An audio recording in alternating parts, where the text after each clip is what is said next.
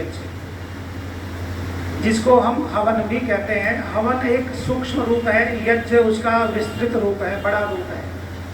जैसे जो लोग साइंस के विद्यार्थी रहे हो, अगर उन्होंने केवल मात्र फिजिक्स पढ़ा हो तो वो साइंस पूरी नहीं है, उसमें केमिस्ट्री भी आती है, उसमें बायोलॉजी भी आती है। ऐसे ही यज्ञ विस्तृत रूप है। और हवन हवि शब्द से बना है।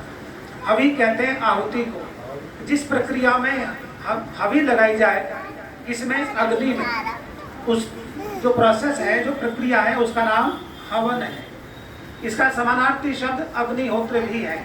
अग्नि को जलाकर पवित्र मंत्रों का पाठ करते हुए उसमें कुछ अर्पित करने का नाम होत्र यानी जलाना, जुहोतना।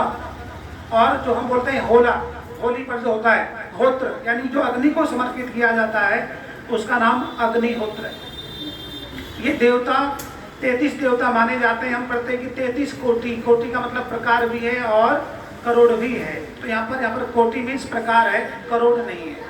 वो 33 देव कौन से हैं? वो सारे के सारे जड़ देवता हैं। हम जब आरंभ किया था तो मित्तल जी कह रहे थे कि ये 5 चेतन देवता भी हैं, लेकिन यज्ञ में उन 5 की बात नहीं, जो जड़ देव हैं उनकी बात होती है। उससे पहले जो हम करते हैं ब्रह्म यज्ञ भी एक यज्ञ है, जिसमें अग्नि नहीं जलती। मतलब यज्ञ का नाम केवल अग्नि जलाना ही नहीं है। दुनिया में जितने भी श्रेष्ठ कर्म है वो सब यज्ञ में शामिल है। ईश्वर के लिए अपने आप को समर्पित कर देना। अभी हम इतनी देर से भजन सुन रहे थे, सारे के सारे अधिकतर लोगों ने, एक माता जी ने दयानंद जी का बहुत अच्छा भजन सुनाया, नरदेव जी द्वारा लिखित, बहुत विश्वकोटि के विद्वान भजनोपदेशक हुए श्री नरदेव जी। हर समाज के लोग जानते हैं उनके बारे में। बाकी सभी ने ईश्वर की बात की। तो जब ईश्वर की चिंतन करते हैं, चर्चा करते हैं, उनका नाम लेते हैं, जाप करते हैं, मंत्र पाठ करते हैं, इस प्रक्रिया का नाम ब्रह्म यज्ञ है। तो इसमें तो हमने कहीं अग्नि नहीं जलाई, तो हर यज्ञ में अग्नि नहीं जलाई जाती, केवल देव यज्ञ में। और एक अंतिम है बलिवैश्व देव यज्ञ, उसमें विधान है।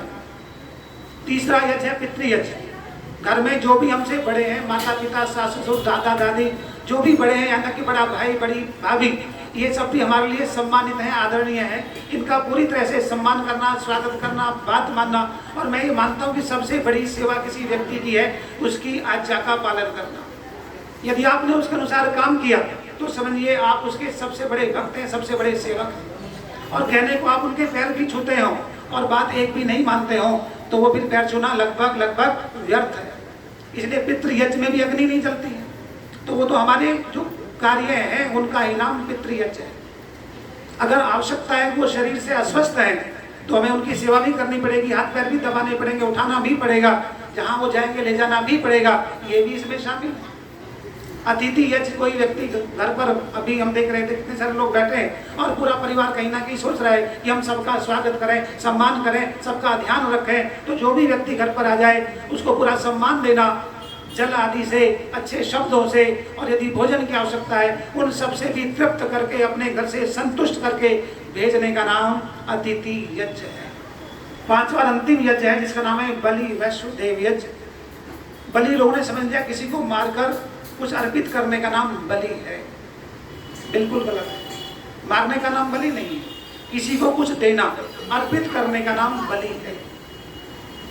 अब किसको करना है? देव यज्ञ। उसमें भी है बलि वैश्व देव यज्ञ। यहाँ पर अग्नि जलेगी, अर्थात जो भी भोजन हमारे पाकशाला में बना है उसका फीका या मीठा भोजन का अंश अग्नि देव को अवश्य समर्पित करना चाहिए। उसे वो अग्नि के माध्यम से जल करके जब इस वायुमंडल में फैलता है, उससे असंख्य जीवों को भोजन की प्राप्ति हो जाती है, क्योंकि उन्हें आंशिक भोजन चाहिए होता है। आंशिक मीन्स बहुत थोड़ा सा, उनका काम थोड़े से भोजन से चल जाता है। आप कभी किसी पक्षी को नहीं देखा होगा कि वो बहुत सारा किलो, आधा किलो एक बार में अन्न खा जाता है, नहीं, उसका काम 10, 20, 50 ग्राम से चल जाता है। ऐसी जो भी हम अन्न की मात्रा अग्नि देव को समर्पित करेंगे वो जल करके उन जीव जंतुओं तक भी अंश के रूप में पहुंच जाएगी। इसका नाम बलि वैश्व देव यज्ञ। हम करते भी हैं। यहाँ पर थोड़ा कुछ और अधिक है। कोटा में मैंने आके देखा दिल्ली से कि लगभग हर घर के सामने एक सीमेंटेड इतना बड़ा पात्र बना हुआ और उसमें हम जल भर के रख देते हैं, ये सोच कर कि कोई गौ माता आएगी और पानी पी करके जाएगी। ये भी बलि वैश्व देव यज्ञ में शामिल है। हमने छत के ऊपर पानी भर के रख दिया, उसमें कोई पक्षी चिड़िया कबूतर आदि पानी पी करके जाएगा, इसका नाम भी बलि वैश्वदेव यज्ञ है। अपने कुत्ते को, बिल्ली को, चींटी को, जो भी अपना भोजन स्वयं प्राप्त करने में असमर्थ हैं, उनके लिए भोजन देना और सारे समस्त कल्याण, संसार के कल्याण की कामना करने का नाम बलि वैश्वदेव यज्ञ। हर शब्द का अर्थ है मालिक, और दुनिया का मालिक